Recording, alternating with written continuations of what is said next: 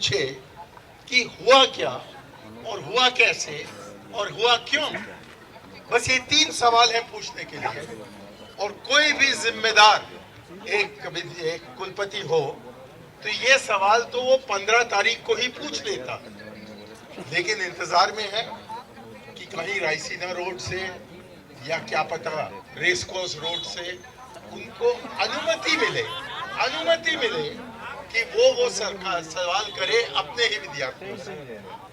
तो इसलिए जबकि इनकी हिफाजत हो रही है बाहर से, तो हम जो चाहते हैं कि हर विद्यार्थी को सुरक्षा मिले, कि हर विद्यार्थी को विद्या पाने के लिए मौका मिले, हम उनके साथ देने के लिए यहाँ मौजूद हैं। और मुझे लगता है कि हम सबका कर्तव्य बनता है कि ऐसे मौके पर जबकि नजीब गायब है और सरकार कोई कदम नहीं उठा रही है उन्हें ढूंढने के लिए और एक माँ के आंसू को पहुंचने के लिए, तो तब हम सबका फर्ज बनता है कि हम आपके बीच में आए और आपको बताएं कि हम भी आपके साथ हैं, कि आप कतई अकेले नहीं हो, हम हैं और हम आपके साथ रहना चाहते हैं। हम समझते हैं कि हमारी सहानुभूति हर भारतीय नागरिक के लिए है और कि इससे कोई लेना देना नहीं है कि उसका नाम क्या है, कि वो किस प्रांत से है, कि वो कौन से मजहब का है। हम जब तक कि हमारे देश के देशवासियों को इस नजर से नहीं देखते, एक समान दृष्टि से नहीं देखते, तब तक इस देश को हम एक नहीं रख सकते। बहुत ही अफसोस की बात है कि अभी मैं अंसारी साहब के साथ बैठा था और माँ के आंसू के साथ मुझे एक वालिद के आंसू को भी पहुंचने की जरूरत पड़ी है। बहुत ही दुख लगता है कि उनके एक बेटे हैं, गरीब परिवार के हैं, अपना कोई छोटा सा काम कर रहे हैं, चाहते हैं कि हम अपना ही धंधा करवाएं, और क्योंकि व्हाट्सएप पर कुछ ना कुछ चित्र आ गया है इसलिए उसका जान लेना ये सही हो सकता है क्या? ये भी मैं कहूं कि वो जो 8 लोग हैं जिनके बारे में कहा जाता है कि वो सिमी के हैं, हो सकता है कि वो सिमी के हैं, लेकिन इसका मतलब ये है क्या कि पुलिस आए और जो मनमानी करके जिनको उनको गोली लगाकर खत्म करना हो उनको खत्म करें? ये बड़े अच्छे लोग हैं मध्य प्रदेश पुलिस के लोग। उन्होंने पहले एक सुंदर सा एक घड़ी उनके हाथों पर लगाकर उसके बाद जांच, ये न्याय होता है?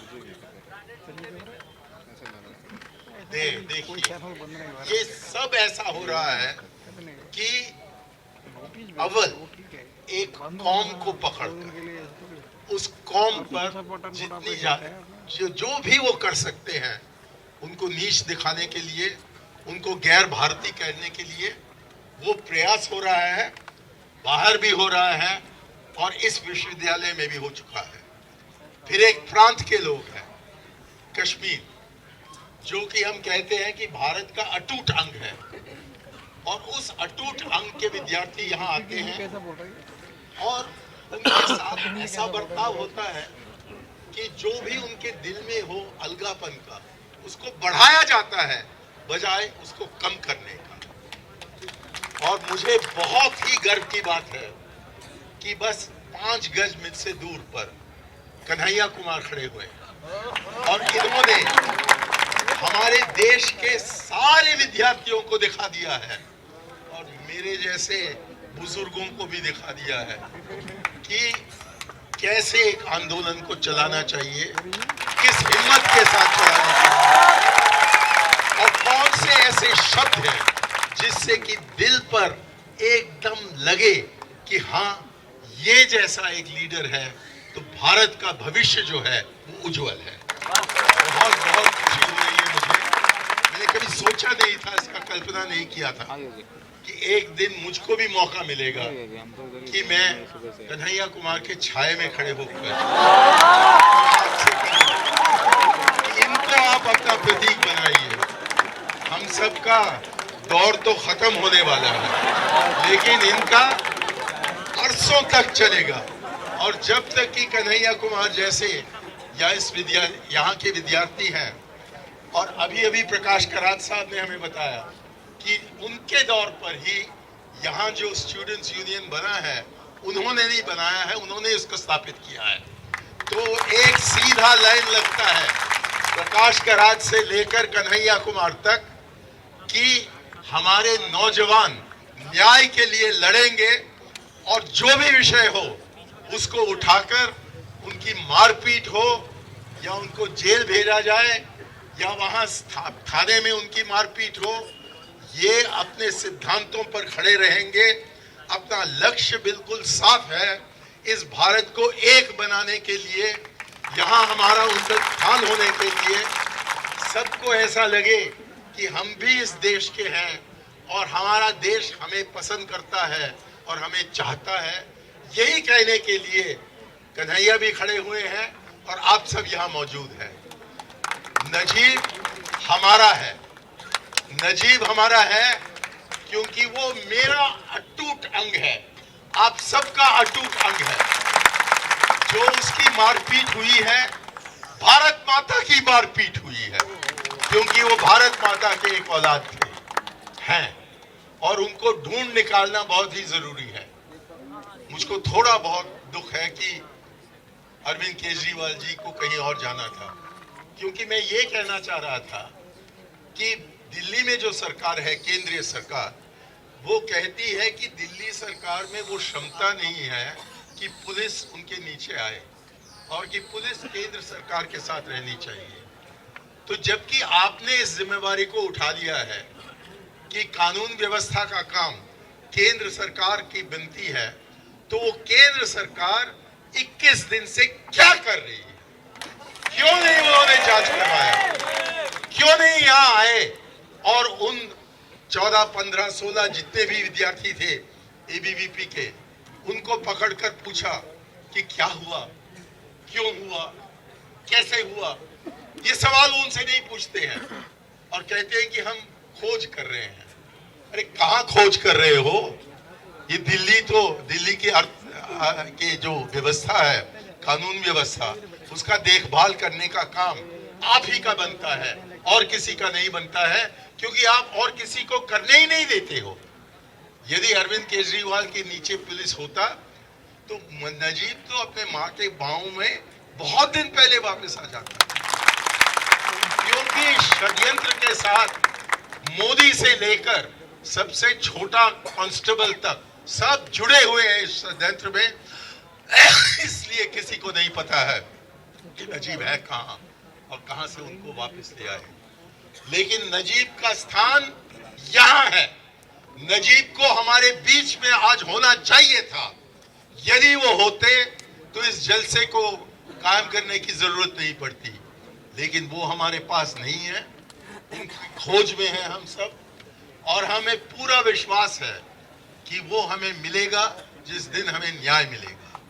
ये न्याय न मिलने के कारण ये जो हिंसा का माहौल फैलाया जा रहा है, और जिसके शिकार हमारे अंसारी साहब के बेटे भी बन चुके हैं, ये दुख की बात है कि पिछले 2-2.5 साल में ऐसा नफरत फैलाया जा रहा है देश भर में, कोई न कोई बहाना बनाकर। एक दिन कहते हैं लव जिहाद, अगले दिन कहते हैं घर वापसी, तीसरे दिन कहते हैं गौरक्षक, चौथे दिन कहते हैं कि सब गौरक्षक तो गुंडे हैं, 5वें दिन कहते हैं तो इसीलिए तो वो हमारे साथ हैं।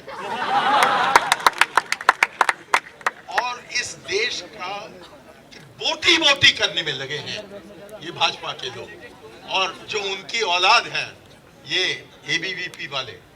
हम सबको उनको ये सिखाना है जो कि इस विश्वविद्यालय ने शुरू से लेकर आज तक सिखाया है कि एबीवीपी हमें नहीं चाहिए।